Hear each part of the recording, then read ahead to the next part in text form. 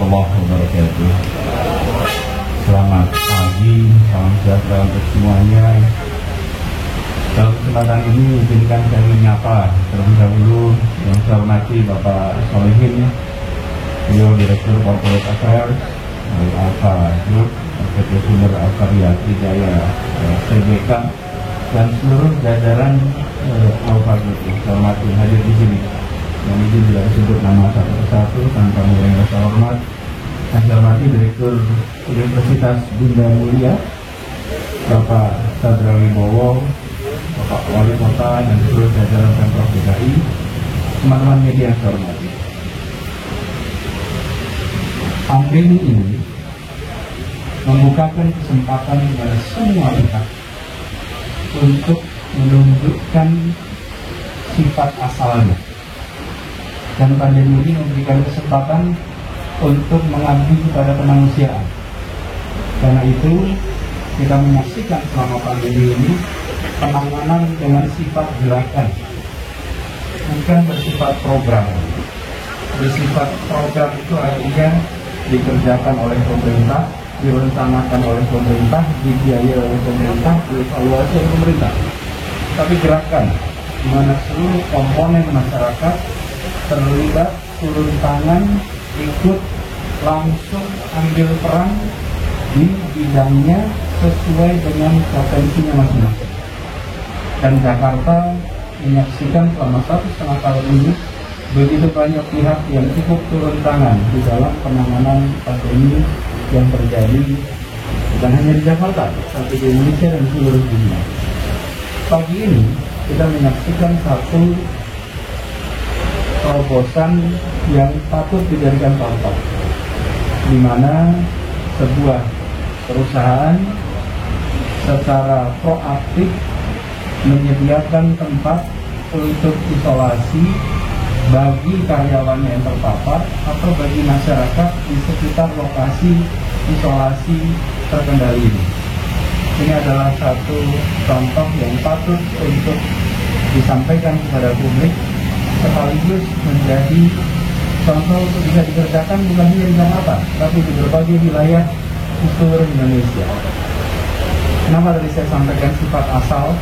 Karena kita menyaksikan ada yang ketika pandemi ini justru mengeruk keuntungan dengan melalui cara-cara ilegal. Ada yang melakukan importasi ilegal, ada yang melakukan marking up harga obat. Itu rombongan penjahat kemanusiaan. Yang berada di sini adalah pejuang kemanusiaan. Mereka yang justru ketika ada pandemi turun tangan untuk menyelamatkan sesama. Nah, apa yang dikerjakan ini penting untuk jadi contoh supaya apa? Supaya seluruh masyarakat di berbagai tempat di Indonesia bisa menjadikan ini sebagai rujukan bahwa ketika kita membutuhkan tempat isolasi, tidak semua warga rumahnya bisa dipakai untuk isolasi.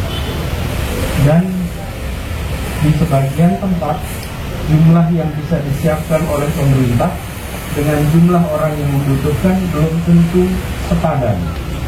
Di banyak tempat kapasitasnya lebih rendah.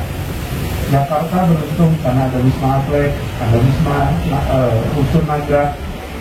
Tetapi kami mengundang kepada lembaga pemerintah, perusahaan untuk mengadakan sendiri sebagai bagian dari ambil perannya. Dan di sini kita menyaksikan teman-teman di Alfa menunjukkan sikap tanggung jawab itu. Kami sampaikan terima kasih Pak Solihin, terima kasih karena Bapak ambil peran lewat asosiasi, lewat perusahaan, dan ini jadi contoh bagi semuanya. Saya perlu garis bawahi pentingnya ini untuk dilakukan oleh banyak tempat. Ini bagian dari kita memberikan kembali kepada masyarakat.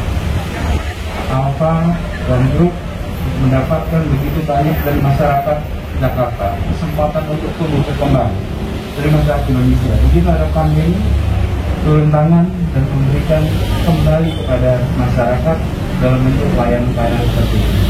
Kami sampaikan terima kasih dan kami berharap Pak Samad, Pak Lurah, Kepala Puskesmas bisa kolaborasi sehingga kalau ada warga sekitar sini yang membutuhkan pelayanan isolasi mereka bisa tinggal di tempat ini. Jadi sama-sama memberikan manfaat. Dan juga bagi Universitas Bunda Mulia tempatnya kosong, jadi teroptimalkan karena toh anak-anaknya pada atau mahasiswanya pada belajar jarak jauh. 600 ya, dan 600 tempat mudah-mudahan tidak terisi penuh. Kalau hotel kita pengen terisi penuh, tapi kalau tempat isoman mudah-mudahan jangan terisi penuh. Makin kosong makin baik.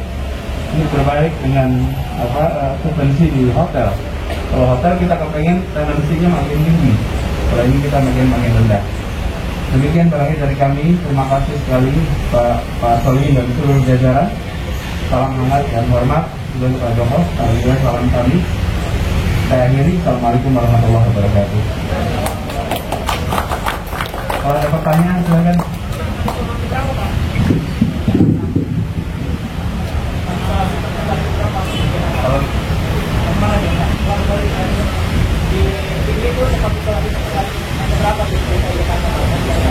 Kalau Jakarta ada banyak, nanti kasih gambarnya. Jadi ada pertama di Madrid, yang kedua di Tenaga, kemudian Teragunan, ada Taman ini, kemudian Pasar Rumput,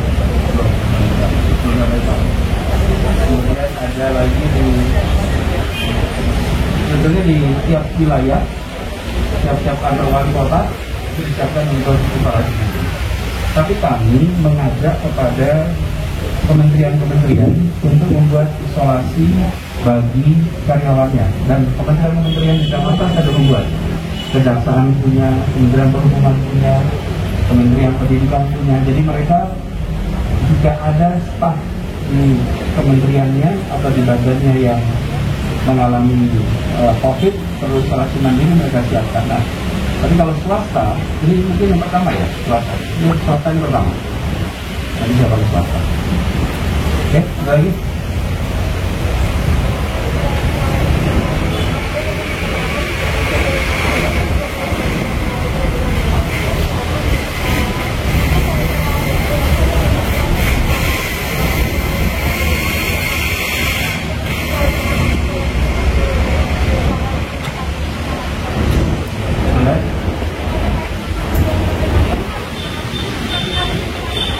Apa?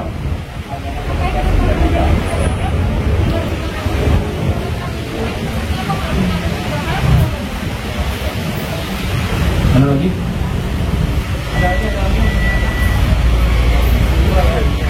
Oke, ini tentang keterisian rumah sakit pada saat ini.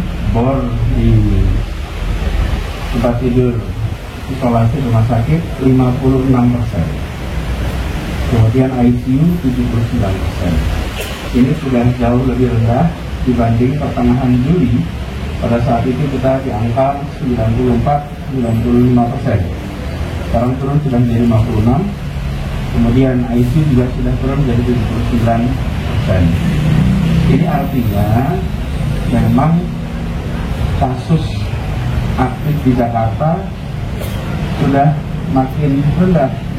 Kalau kita lihat angkanya, di tanggal 16 Juli ada 113.000 kasus aktif. Sekarang 16.000-an kasus aktif. Turunnya sudah hampir 100.000. Kemudian apa langkah ke depannya? Mari kita masyarakat, kita semua, pemerintah, masyarakat, teruskan apa yang sudah kita kerjakan selama 1 bulan ini. Karena selama 1 bulan ini kita sama-sama meningkatkan keseriusan dalam protokol kesehatan. Jadi itu dijaga, maskernya, jaraknya, mobilitasnya, itu harus diteruskan. Yang kedua adalah mari kita teruskan vaksinasinya. Jadi kita teruskan, saat ini sudah 7,8 juta orang divaksin di Jakarta. Teruskan, jadi bagi yang belum vaksin, datangi tempat vaksinasi. Ada lebih dari 300 lokasi di seluruh Jakarta, dengan mudah mendapatkan itu. Jadi satu sisi pencegahannya dilakukan, di sisi lain kita testing tracing di Jakarta selalu tinggi dibandingkan dengan kewajiban dari WHO. Kita lebih tinggi 15-19 kali lipat lebih tinggi daripada persyaratan WHO. Kemudian tentang PPKM, karena udah jalan selama ini ya tinggal diterusin aja, tidak ada hal yang baru lagi, tinggal diterusin aja. Dan kita harus tuntas, jangan merasa puas, jangan merasa ini sudah selesai, karena tiap hari ini masih ada 3.000 orang baru yang kena COVID. Jadi selama masih ada 3.000-an orang yang kena COVID, berarti masih ada masalah. Lalu yang terakhir, positivity rate kita sempat 45%, lalu turun menjadi 13% sekarang ini, dan kita mau masuk wilayah aman itu di bawah 5%. Jadi kita sudah turun di trennya. Ini harus kita teruskan lagi.